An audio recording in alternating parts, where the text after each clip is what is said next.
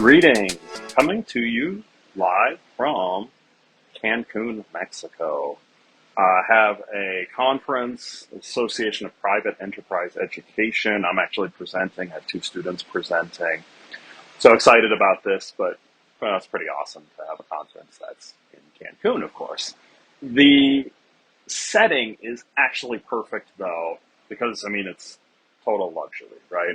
You see a little bit in the background. I'll show some other clips when I talk.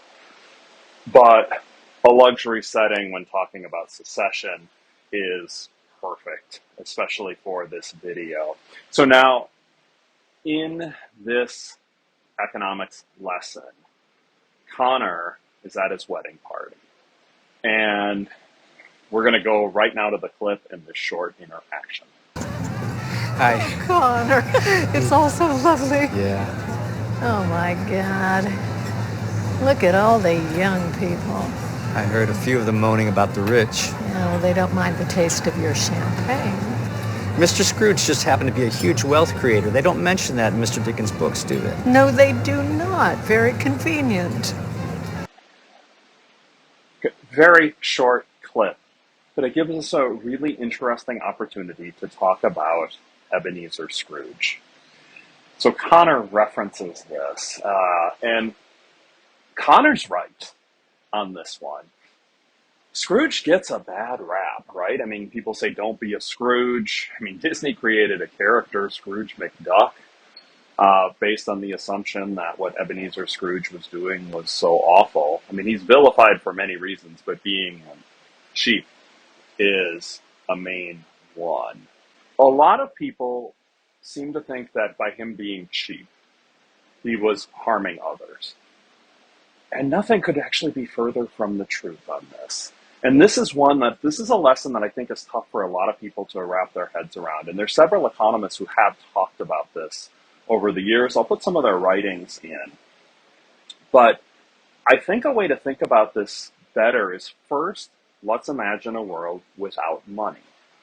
Now, we've got Scrooge, who is creating a lot of value for society, right? That's the reason he's wealthy. Unless he's getting this money because of corrupt government deals or he simply inherited it, he is getting these funds because he's providing goods or services, and those goods or services are being valued by others.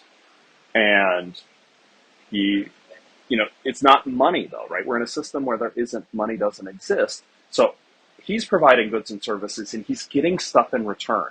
What he's getting in return is actually less valuable to the people who gave it than the services or the goods he provides, right? Otherwise there wouldn't have been this voluntary exchange.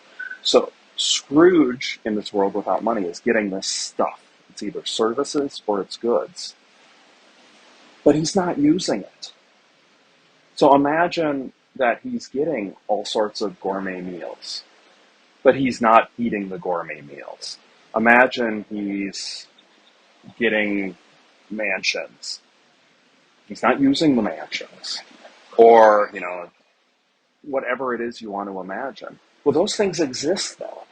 They exist, but he's not using it, which means other people are enjoying what has been created and he is not using it. So Scrooge is creating a lot of value and he was getting the stuff, but he's not consuming it so other people get to consume it. It's the same with money. If Scrooge is making fortunes, but not spending those fortunes, that means that other people are able to consume more. A couple ways to think about this. So let's say Scrooge has $2 million in the bank and is living a life of poverty. What happens to that $2 million? Scrooge could spend it, could give it to others, or could invest it. And investing it creates the opportunity to produce other goods and services. By not spending it, it would either be given to others get to consume, or it's invested. And those are both fantastic. Now you might counter with saying, well, what if he just burns the money? Then it's just gone. Well, it's not quite that simple, actually. Because if you have a fixed pot of money and a little bit, and you have $2 million and you just burn your 2 million, everybody else who has money, their money is incrementally worth more. Because remember, inflation is tied to the money supply. So if you just burn the money, everybody else's currency is worth more. So kind of any way you slice it, society is really better off. Everybody else in society is better off because Scrooge is so cheap.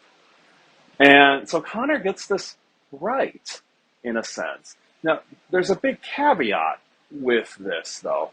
The way that he's helping so many others is because of consuming so little here, which means others get to consume.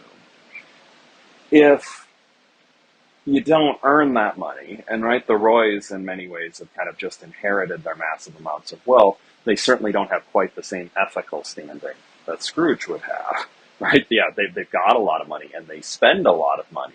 Are they the ones creating this massive amount of value for society? Well, not really. So that's a bit of a difference here between Connor and Kendall, Shiv, Roman, the four Roy children, and Scrooge in this particular spot. There's actually a quote, and I'm putting the articles in the description, but it's by Stephen Landsberg, who in an article goes, "In the whole world, there is nobody more generous than a miser.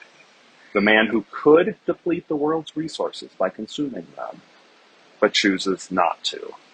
The only difference between miserliness and philanthropy is that the philanthropist serves a favored few, while the miser spreads his largesse far and wide." Different way of thinking. Hope that you found this video thought-provoking. So my name's Matt Rosu. I'm coming out with new episodes going through the economic lessons of secession every Friday. So please subscribe. You'll be notified. Appreciate also, if you like the video, please click the like button. Until next time, see you in the next video.